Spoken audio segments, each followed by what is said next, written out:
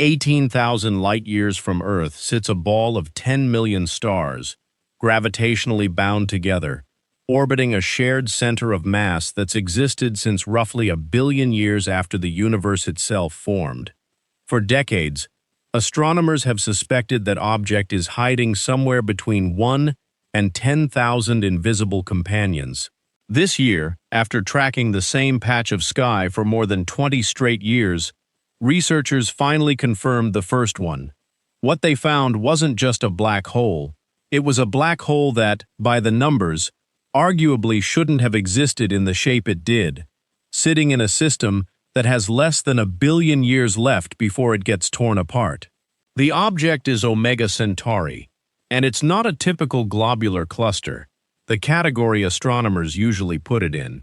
Most globular clusters, dense spherical collections of old stars orbiting a galaxy, contain a few 100,000 stars, packed into a relatively modest volume. Omega Centauri has roughly 10 million, making it the most massive cluster of its kind in the entire Milky Way, and it's old, close to 12 billion years, meaning its stars formed when the universe itself was still in its infancy.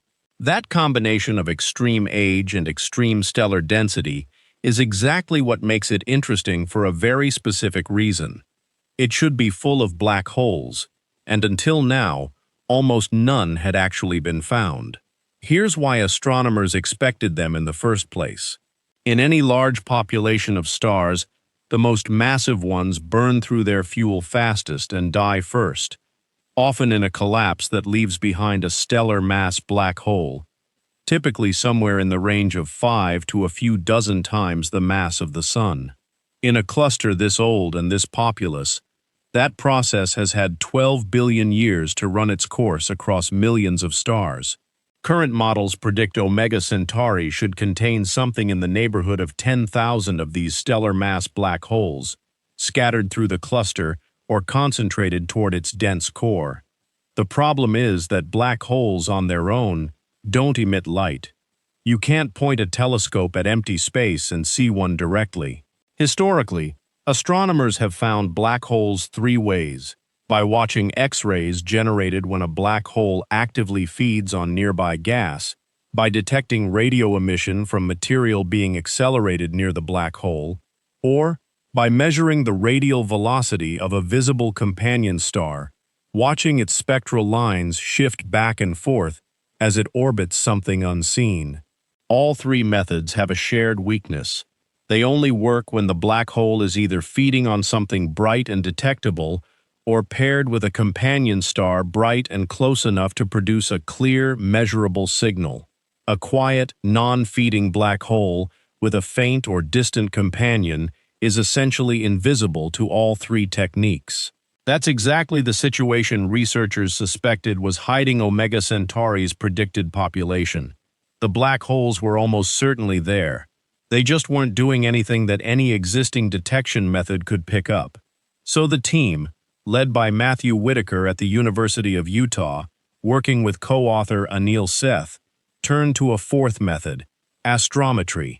Instead of looking for light from the black hole or spectral shifts from a companion, astrometry tracks the precise position of a star on the sky over time, looking for a subtle periodic wobble, the telltale sign that something unseen is orbiting it and tugging it slightly off a straight path. It's conceptually simple and enormously difficult in practice because the wobble you're looking for is tiny, and at a distance of 18,000 light-years, tiny becomes almost imperceptible. Whitaker described the precision required bluntly. The measurements involved were accurate down to a fraction of a single pixel on Hubble's camera, at a distance where even a full pixel already represents a genuinely vast physical span of space. To make that kind of measurement at all, you need two things most studies don't have: an extremely stable, well-calibrated instrument, and a very long baseline of observations to actually see the wobble complete enough of its cycle to be measurable. That's exactly what this team assembled. They went back through more than 20 years of Hubble Space Telescope archival images of Omega Centauri, spanning 2002 through 2023, essentially every usable observation the telescope had ever taken of that patch of sky, and cross-referenced star positions across all of it. Then they added newer, sharper data from the James Webb Space Telescope to refine and confirm the faint positional shifts the older Hubble data had hinted at. 2 decades of accumulated precision from 2 different space telescopes is what it actually took to catch one star's orbit being subtly disturbed by something nobody could see directly. What they found orbiting that disturbed star is now catalogued as Omega Cat BH2, the first confirmed stellar mass black hole in Omega Centauri. Its mass works out to 4.46 times the mass of the Sun, orbited by a visible companion, an ordinary main-sequence star weighing in at 0.78 solar masses, in a binary system with an orbital period of 94 years, the longest orbital period of any confirmed black hole binary system known anywhere. That mass figure is where the story gets genuinely interesting, because 4.46 solar masses sits lower than what current models expect for a black hole forming in an environment like Omega Centauri's. The cluster is metal-poor, meaning its stars, formed so early in cosmic history, contain far fewer heavy elements than younger stars like the Sun. Metal content matters for how a massive star dies, because heavier elements affect how strongly a star's outer layers are blown away by stellar winds before it collapses. Lower metal content generally means the dying star retains more of its mass right up until collapse, which theory predicts should produce a heavier black hole remnant, not a lighter one. Finding a black hole on the lower end of the expected mass range, in precisely the kind of metal-poor environment predicted to favor heavier ones, is a genuine data point that doesn't fit cleanly into the existing framework. It doesn't overturn the theory. It's a specific, measured value that the theory now has to account for. There's a second detail in the discovery that matters just as much as the mass. This pairing formed dynamically, not natally. That distinction is important. Most binary star systems form together, 2 stars condensing out of the same collapsing cloud of gas at roughly the same time, locked into orbit around each other from the start. Omega Cat BH2 and its companion star didn't form that way. The black hole and the star effectively found each other after the fact, a chance gravitational capture made possible only because Omega Centauri is so dense and so old that close stellar encounters, near misses and gravitational tugs between individual stars, happen constantly over cosmic timescales.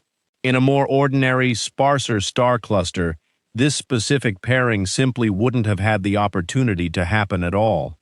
It's a direct consequence of exactly the extreme stellar density that makes Omega Centauri unusual in the first place. That same density, though, is also this system's expiration date. Researchers estimate the Omega Cat BH2 binary has less than 1 billion years left before it gets tidally disrupted, meaning the same crowded, gravitationally chaotic environment that created this pairing through chance encounters will eventually end it the same way, through another close encounter with a third star or the cluster's own gravitational field, pulling the binary apart. 1 billion years sounds enormous on a human timescale, but set against a cluster that's already survived 12 billion years, it's a comparatively short-lived arrangement, a temporary configuration inside a much older, ongoing process of stars and black holes constantly rearranging themselves through gravitational interactions. It's worth being precise about what this discovery does and doesn't establish, because it would be easy to overstate it. This is not a discovery of Omega Centauri's central black hole. Separately, researchers have long suspected the cluster harbors an intermediate mass black hole, a much larger object, at its very center, and some evidence for that has existed for years. Omega Cat BH2 is a different kind of object entirely, an ordinary stellar mass black hole, one of the roughly 10,000 the models predict should be scattered throughout the cluster, now confirmed for the first time as one specific, measured example, rather than a population that exists only in theoretical predictions. Finding one doesn't confirm all 10,000.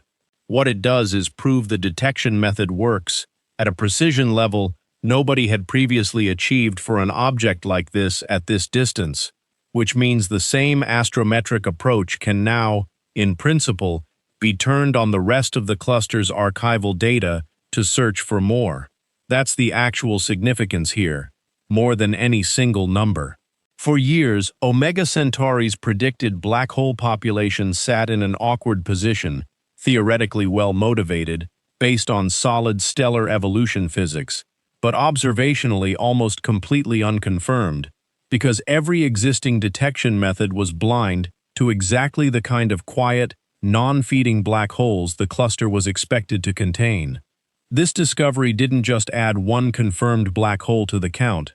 It demonstrated that 20-plus years of patient, cross-referenced positional data, combined with the sharper resolution modern instruments like James Webb can add on top of an older archive, is sensitive enough to catch these objects doing nothing more dramatic than very slightly tugging on a single ordinary star, 18,000 light-years away, by a fraction of a camera pixel. The paper, published in the Astrophysical Journal Letters, leaves the door open for exactly what you'd expect to happen next. The same archival Hubble dataset, the same 20-plus years of images, almost certainly contains more of these signals, buried in the positions of other stars scattered across the cluster, waiting for the same painstaking cross-referencing to pull them out.